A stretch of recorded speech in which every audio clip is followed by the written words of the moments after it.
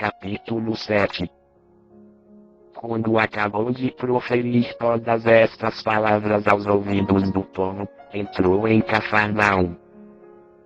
E um servo de certo centurião, de quem era muito estimado, estava doente, quase à morte. O centurião, pois, ouvindo falar de Jesus, enviou-lhes uns anciãos dos judeus, a pedir-lhe que viesse curar o seu servo.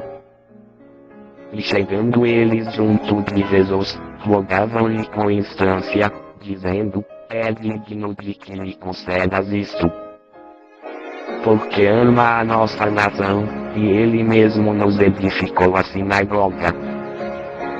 Ia, pois, Jesus com eles, mas, quando já estava perto da casa, enviou o centurião uns amigos a dizer-lhe: Senhor, não te incomodes, porque não sou digno de que entres debaixo do meu telhado. Por isso nem ainda me julguei digno de ir à tua presença. Dize, porém, uma palavra, e seja o meu servo curado. Pois também eu sou homem sujeito à autoridade, e tenho soldados às minhas ordens, e digo a este: vai, e ele vai, e a outro: vem, e ele vem, e ao meu servo: faz isto, e ele o faz. Jesus, ouvindo isso, admirou-se dele, voltando-se para a multidão que o seguia, disse: eu vos afirmo que nem mesmo em Israel encontrei tamanha fé. E voltando para casa os que haviam sido enviados, encontraram o servo com saúde. Pouco depois seguiu ele viagem para uma cidade chamada Naim. Iam com ele seus discípulos e uma grande multidão. Quando chegou perto da porta da cidade, eis que levavam para fora um defunto, filho único de sua mãe, que era viúva, e com ela ia uma grande multidão da cidade. Logo que o Senhor a viu, encheu-se de compaixão por ela, e disse-lhe: não chores. Então, chegando-se, tocou no esquife. Quando pararam os que o levavam, disse: moço, a ti te digo, levanta-te. O que estivera morto sentou-se e começou a falar. Então Jesus o entregou à sua mãe. O medo se apoderou de todos, e glorificavam a Deus, dizendo: um grande profeta se levantou entre nós, e Deus visitou o seu povo. E correu a notícia disto por toda a Judeia e por toda a região circunvizinha. Ora, os discípulos de João anunciaram-lhe todas estas coisas.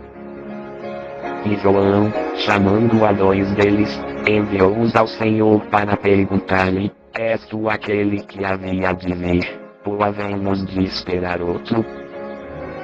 Quando aqueles homens chegaram junto dele, disseram: João, o Batista, enviou-nos a perguntar-te: és tu aquele que havia de vir, ou havemos de esperar outro? Naquela mesma hora, curou a muitos de doenças, de moléstias e de espíritos malignos, e deu vista a muitos cegos. Então lhes respondeu: ide, e contai a João o que tendes visto e ouvido: os cegos veem, os coxos andam, os leprosos são purificados, e os surdos ouvem, os mortos são ressuscitados, e aos pobres é anunciado o Evangelho. E bem-aventurado aquele que não se escandalizar de mim. E, tendo-se retirado os mensageiros de João, Jesus começou a dizer às multidões a respeito de João: que saístes a ver no deserto? Um caniço agitado pelo vento? Mas que saístes a ver? Um homem trajado de vestes luxuosas? Eis que aqueles que trajam roupas preciosas, e vivem em delícias, estão nos passos reais. Mas que saístes a ver? Um profeta? Sim, vos digo, e muito mais do que profeta. Este é aquele de quem está escrito: eis aí envio ante a tua face o meu mensageiro, que há de preparar adiante de ti o teu caminho. Pois eu vos digo que, entre os nascidos de mulher, não há nenhum maior do que João, mas aquele que é o menor no Remedida é maior do que ele.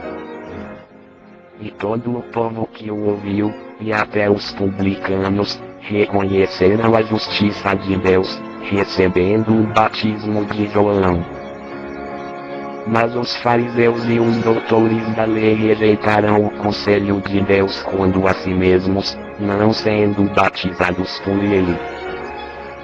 Aqui, pois, compararei os homens desta geração, e aqui são semelhantes. São semelhantes aos meninos que, sentados nas praças, gritam uns para os outros: tocamo-vos flauta, e não dançastes, cantamos lamentações, e não chorastes. Porquanto veio João, o Batista, não comendo pão nem bebendo vinho, e dizeis: tem demônio. Veio o Filho do Homem, comendo e bebendo, e dizeis: eis aí um comilão e bebedor de vinho, amigo de publicanos e pecadores. Mas a sabedoria é justificada por todos os seus filhos. Um dos fariseus convidou-o para comer com ele, e entrando em casa do fariseu, reclinou-se à mesa. E eis que uma mulher pecadora que havia na cidade, quando soube que ele estava à mesa em casa do fariseu, trouxe um vaso de alabastro com bálsamo. E estando por detrás, aos seus pés, chorando, começou a regar-lhe os pés com lágrimas e os enxugava com os cabelos da sua cabeça, e beijava-lhe os pés e ungia-os com o bálsamo. Mas, ao ver isso, o fariseu que o convidara falava consigo, dizendo: se este homem fosse profeta, saberia quem e de que qualidade é essa mulher que o toca, pois é uma pecadora. E respondendo Jesus, disse-lhe: Simão, tenho uma coisa a dizer-te.